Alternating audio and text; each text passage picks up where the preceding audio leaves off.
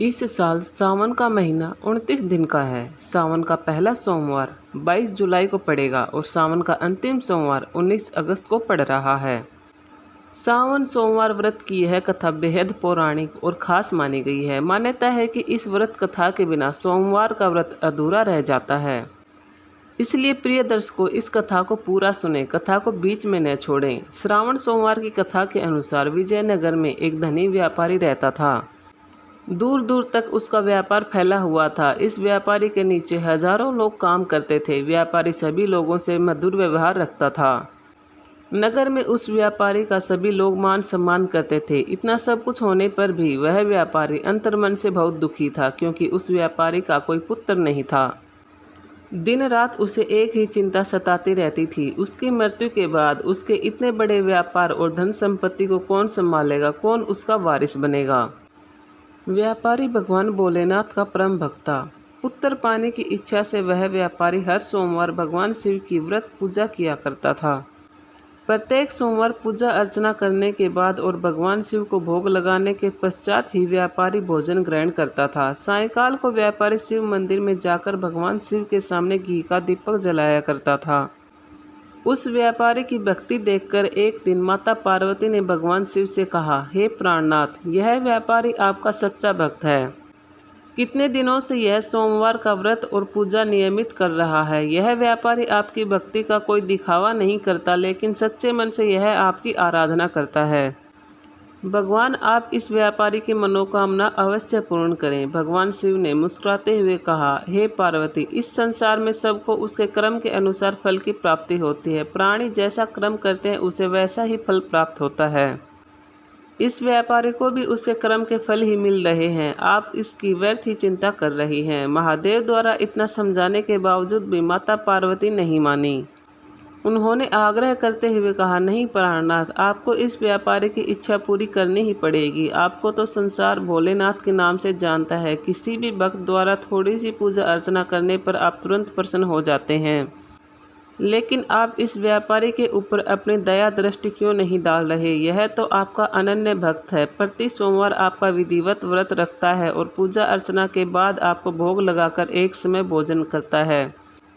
आपको इसे पुत्र प्राप्ति का वरदान देना ही होगा। माता पार्वती का इतना आग्रह देखकर भगवान शिव ने कहा, हे देवी, तुम्हारे आग्रह पर मैं इस व्यापारी को पुत्र प्राप्ति का वरदान देता हूँ, लेकिन इसका पुत्र 16 वर्ष से अधिक जीवित नहीं रहेगा। उसी रात भगवान शिव ने स्वप्न में उस व्यापारी को दर्शन दिए और बोले, हे व्यापारी, मैं तेरी आराधना से प्रसन्न हूँ। तुम मेरे प्रिय भक्त हो। तुम्हारे भाग्य में पुत्र की प्राप्ति तो नहीं थी, लेकिन तुमने इतने सच्चे मन से मेरी पूजा की है, इसलिए मैं तुम्हें पुत्र प्राप्ति का वरदान देता हूँ।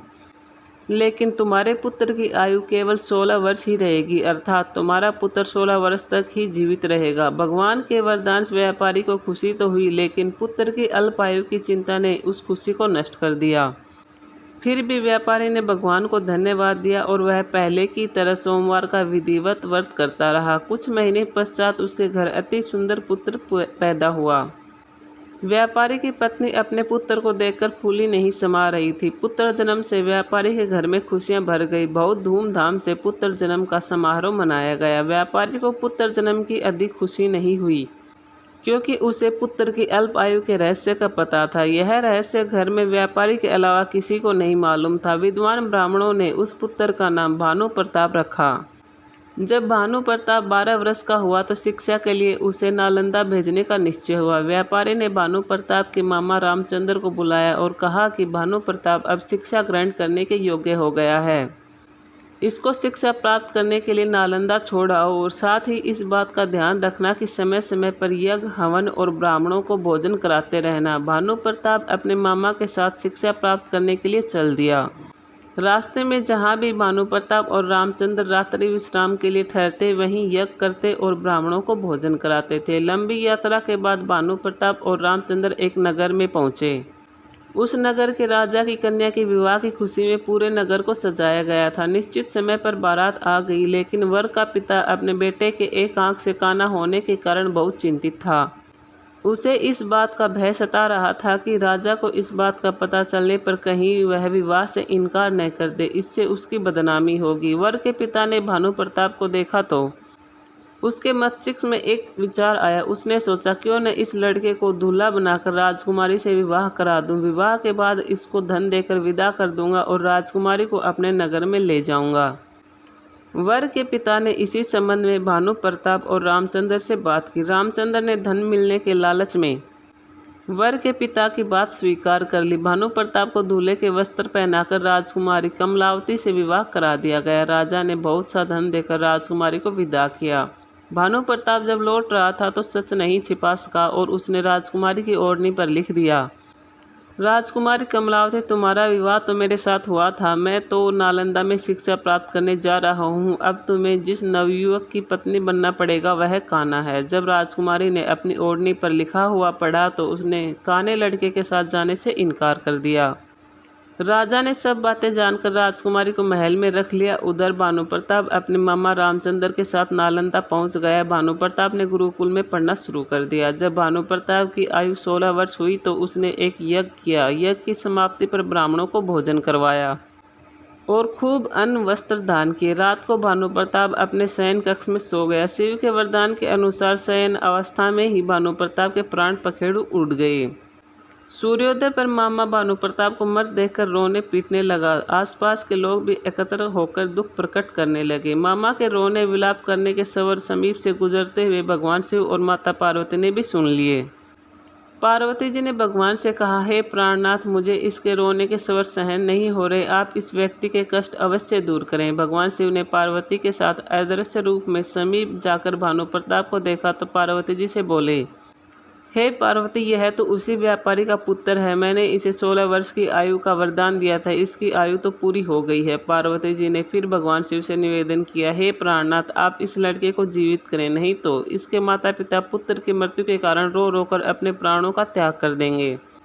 इस लड़के का पिता तो आपका परम भक्त है। वर्षों से सोमवार का व्रत करते हुए आपको भोग लगा रहा है। पार्वती जी के आग्रह करने पर भगवान शिव ने उस लड़के को जीवित होने का वरदान दिया और कुछ ही पल में वह जीवित होकर उठ बैठा।